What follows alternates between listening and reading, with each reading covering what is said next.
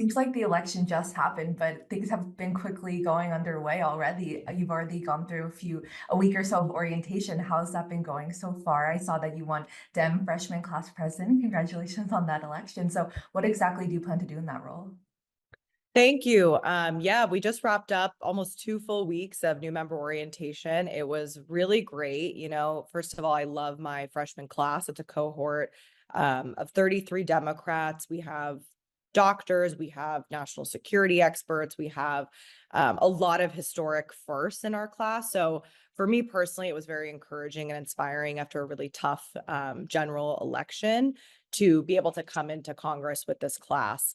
I was really honored that my colleagues entrusted me by electing me as freshman class president. A huge part of the role is really bringing people together, spending the next 2 years. It's going to be very tough. And, I want to make sure that each and every member of our class feels immensely supported in their roles, intend to, have a lot of meaningful policy discussions as well. So whether that's dinners with experts on immigration or the economy to really learning from each other as well. Like within the class, we have so many experts and want to take that on.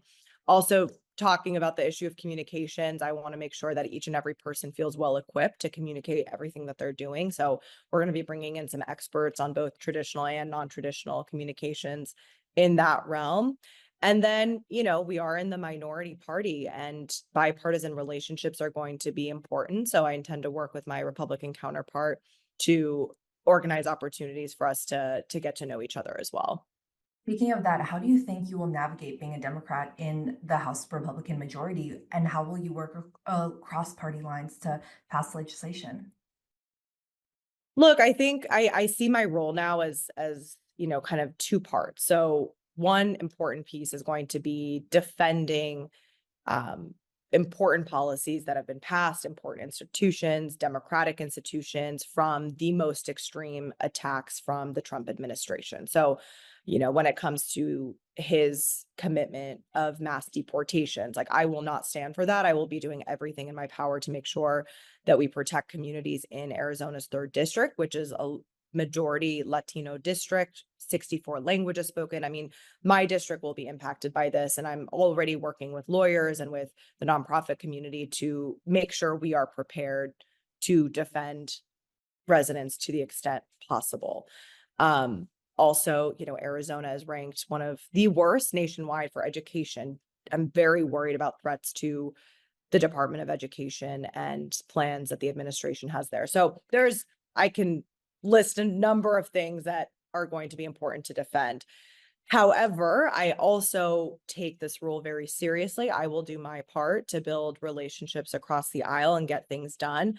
Housing is an issue that is prevalent across the country, but very much affects Phoenix. We are in a housing shortage. We've seen rents go up. We've seen the cost of homes for purchase go up and become increasingly unaffordable.